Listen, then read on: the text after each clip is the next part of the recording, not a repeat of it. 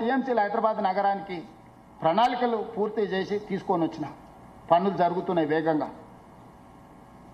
విద్యుత్ విషయంలో, తాగునీటి విషయంలో, కంపెనీల పెట్టుబడుల విషయంలో, ఐటీ రంగంలో, ఫార్మా రంగంలో, విద్యారంగంలో అంతర్జాతీయ స్థాయి ప్రమాణాలు ఉన్న విద్యా సంస్థల్ని నగరానికి తీసుకురావడానికి దాదాపుగా 3 లక్షల కోట్ల రూపాయలు పెట్టుబడులు ఈ నగరానికి మేము తీసుకొచ్చినాం. అంతర్జాతీయ సంస్థల్ని మేము తీసుకొచ్చినాం, ప్రతిష్టాత్మకమైన సంస్థల్ని. ఎల్లీ లిల్లీ ఒక ప్రపంచ స్థాయి సంస్థ, అమెరికన్ ఎయిర్లైన్స్, మెక్డొనాల్డ్స్, ఇలా చెప్పుకుంటూ వెళ్తే 70% జీసీసీ సెంటర్లు నేను వచ్చినాక తీసుకొచ్చిన డేటా సెంటర్స్ ఈరోజు ప్రపంచంతోనే పోటీ పడేటందుకు ఈరోజు మనం చేస్తున్నాం. అహ్మదాబాద్ సబర్మతి రివర్ ఫ్రంట్ కట్టుకోవచ్చు, గుజరాత్, ఉత్తరప్రదేశ్ గంగా నది రివర్ ఫ్రంట్ కట్టుకోవచ్చు, ఢిల్లీ యమునా నది రివర్ ఫ్రంట్ కట్టుకోవచ్చు. అది అద్భుతమని ప్రపంచమంతా ప్రచారం చేసుకుంటారు మోడీ ఆయన తాబేదారు. హైదరాబాద్ నగరంలో మూసి రివర్ డెవలప్మెంట్ ఫ్రంట్ కట్టుకుందాం అంటే మేము అడ్డం పడుకుంటాం, మేము పోయి అడ్డుకుంటామని ఈరోజు కిషన్ రెడ్డి వీళ్ళు మన వరదలు వచ్చినప్పుడు ఎందుకో పోయి పండుకోలేదు. మన మూసి అంతా కొట్టుకపోతుంటే ఎందుకు ఉండలేదు అక్కడికి వెళ్ళి. అంటే బీజేపీ పాలిత రాష్ట్రాలలో అభివృద్ధి జరగాలి, తెలంగాణ రాష్ట్రంలో అభివృద్ధిని అడ్డుకోవాలి. ఎందుకంటే ఇక్కడి పెట్టుబడులు గుజరాత్కు తరలిపోవాలి. ఇదే కిషన్ రెడ్డి గారి ప్రణాళిక. గుజరాత్కు గులాంగిరి ఎందుకు చేస్తున్నాడు కిషన్ రెడ్డి గారు?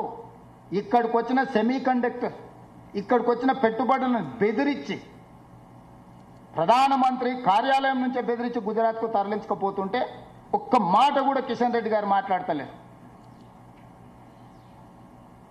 ఈ రాష్ట్రానికి తీరని అన్యాయం కేంద్ర ప్రభుత్వం స్వయంగా ప్రధానమంత్రి కార్యాలయం నుంచే ఒత్తిడి జరుగుతుంటే కేంద్ర మంత్రిగా నోరెత్తని పల్లెత్తు మాట మాట్లాడని కిషన్ రెడ్డి గారు ఒంటికాల మీద నా మీద లేస్తున్నాడు. నా మీద లేస్తే ఏమొస్తుంది? ఏందొస్తుంది? శాతనైతే మోడీ మీద ఎగురు, ఎగరకపోతే కాళ్ళన్న పట్టుకో. సార్ నువ్వు దయదలిచి కొంచెం మొదలు మాకు, కనీసం నువ్వు మొత్తం పిండుకున్నప్పుడు సుక్క కింద ఏదన్నా పడితే మేము పట్టుకుంటాం, ఆ సుక్క డ్రాప్ అన్నా మొత్తం నువ్వే పిండుకో. ఏదైనా ఒక సుక్కని ఏళ్ళ సందులకి వెళ్ళి జారినప్పుడైనా మేము దోషిట్లో పట్టుకున్నాం అడుక్కో మోడీని. ఆ కేటీఆర్తో చేరి పెద్దోళ్ళు చెప్పారు మంచి సవాసం 10 ఇచ్చి తెచ్చుకోవాలి, చెడు సవాసం 10 ఇచ్చి ఇడిపించుకోవాలి. ఈ బ్యాడ్ హ్యాబిట్ వదులుకుంటలేడు కిషన్ రెడ్డి గారు. ఆ కేటీఆర్ సోపతి వాళ్ళ నాయననే భరించలేకుండా కేటీఆర్ ఓ దగ్గర ఉంటే వాళ్ళ నాయన పోయి ఇంకో దగ్గర ఉంటాడు. వీని మాన్పలేము, వీని మార్చలేము.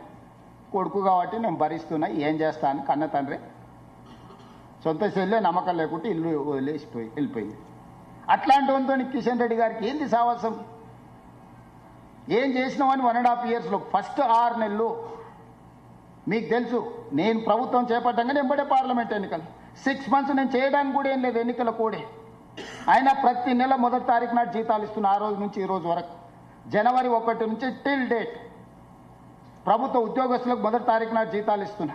వాళ్ళ సిబిల్ స్కోర్స్ని అన్నిటిని కూడా రిస్టోర్ చేయించిన. ప్రతి విషయంలో ట్రాన్స్పరెంట్గా మీకే చెప్పి పరిపాలన కొనసాగిస్తున్నాము. ఒక్క రూపాయి కూడా అదనంగా ఎక్కడి నుంచి అయినా వచ్చిందా? ఎక్కడైనా, ఇంక్లూడింగ్ జర్నలిస్టుల సమస్యల నుంచి మొదలు పెడితే రైతుల వరకు ఏ సమస్యనైనా పారదర్శకంగా మాట్లాడతాం. ప్రజలకు అందుబాటులో మేము ఉంటున్నాం కదా. మీరేం చేసిండ్రంటారు? కులగణన నేను చేయలేదా? మాదిగా ఉపకులాల వర్గీకరణ నేను చేయలేదా?